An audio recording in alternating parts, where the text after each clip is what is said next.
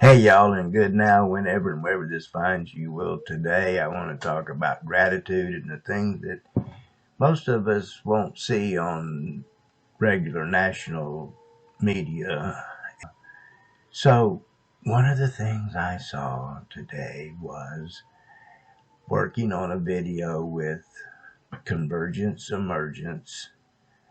We were talking about the Tesla community, and I realized that's a DAO, a decentralized autonomous organization with a focus on a specific goal with a shared appeal. And the goal is to make the best transition to a new paradigm of clean energy and freedom from fossil fuel and freedom from politics as usual, by coming together as groups and just doing what we do.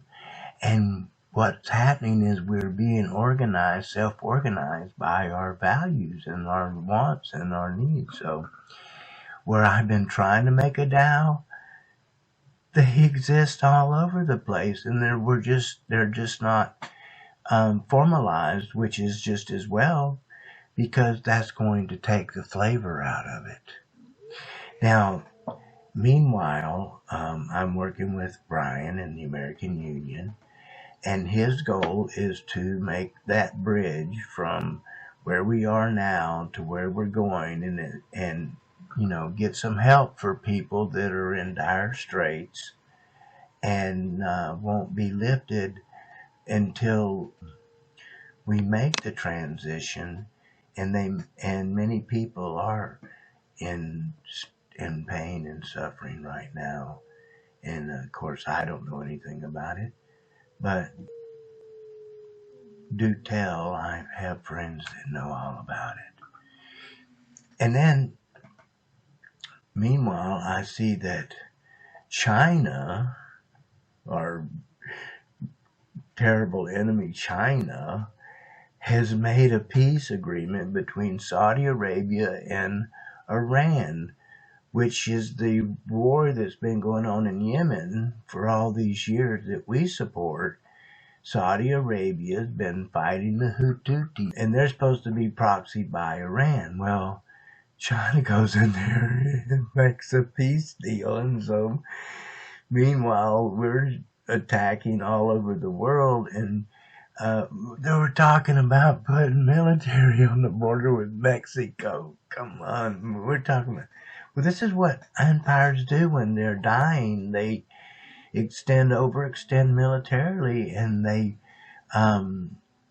eat themselves out from the inside, and that's exactly what's happened. And I no longer will hold the people accountable, because it's like,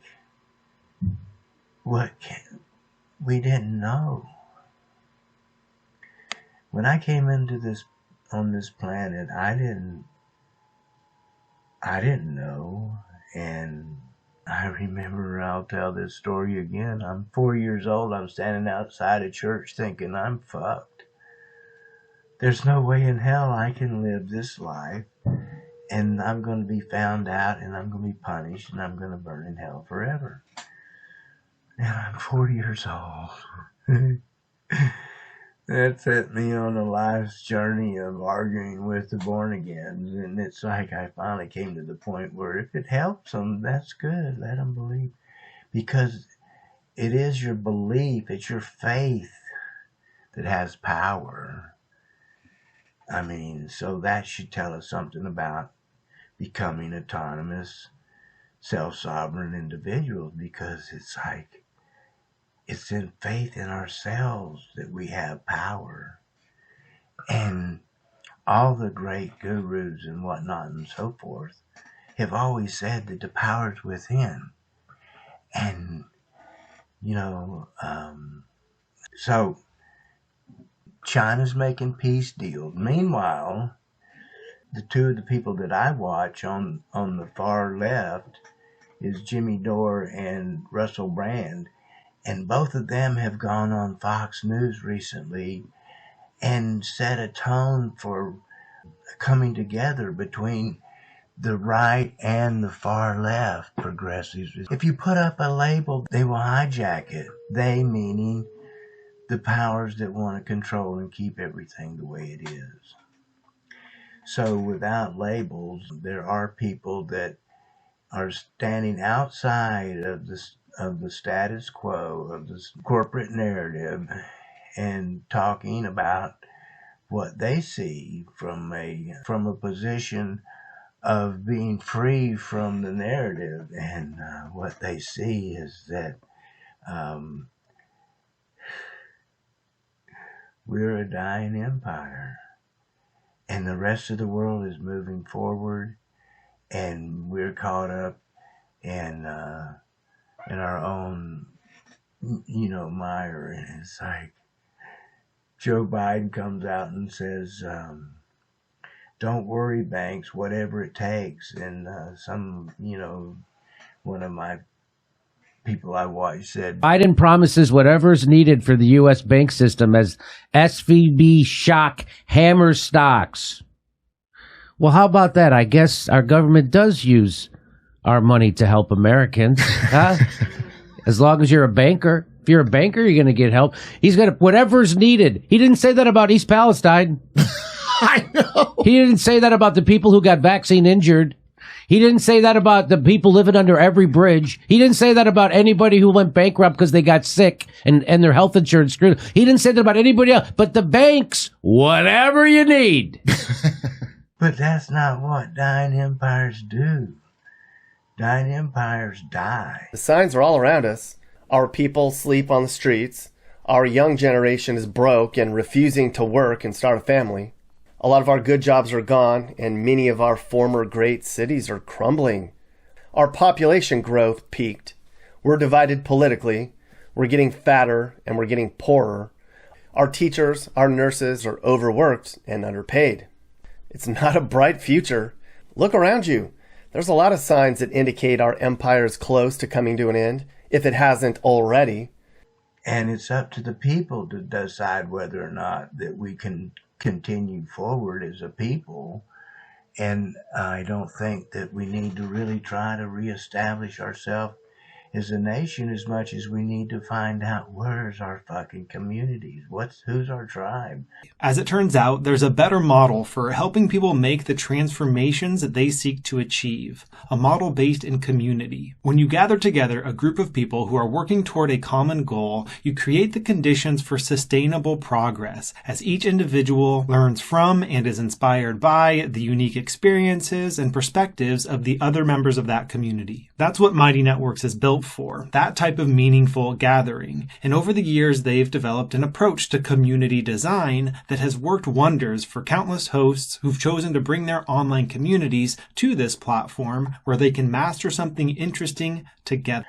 Where do I belong? How do I fit in? Where do I bring my power to bear to make the biggest difference in the world? Or not? Does it matter or not? Because it's so cool. It's just all happening. And I haven't even talked about the technology and how it's just, it's hit the S curve. At the bottom of the S curve, most people either don't know about or dismiss the new technology as unimportant or silly or expensive or useless or buggy, etc. But when the bottom of the tipping point is reached, which is about where it goes kind of linear and turns into that 45-degree line, society's mindset changes, and it changes really, really fast. It seems faster and faster also the more recently these things have happened. At bottom, we are either at or very, very close to the tipping point where the line starts to go almost linear and goes up at 45 degrees. If you think about it in the news or just talking to people, more and more people in the general public are starting to think seriously about EV cars. And they're starting to think seriously about the shortcomings of ICE cars, and the demand is going to outstrip supply for years to come. So the curve is going through that linear phase for several years at a pretty strong rate, like 45 degrees. It's amazing. It's like people who like buy into the new paradigm, they feel it and they love it and they live in it and they share it, and it is an abundance. All these things to be grateful for, and the biggest one is you. I am so grateful for you, and you know who you are. There are certain people that watch this, and only they will see this at the end, so it's safe for me to say I love you, and I hope you enjoyed this, and I will see you down the road.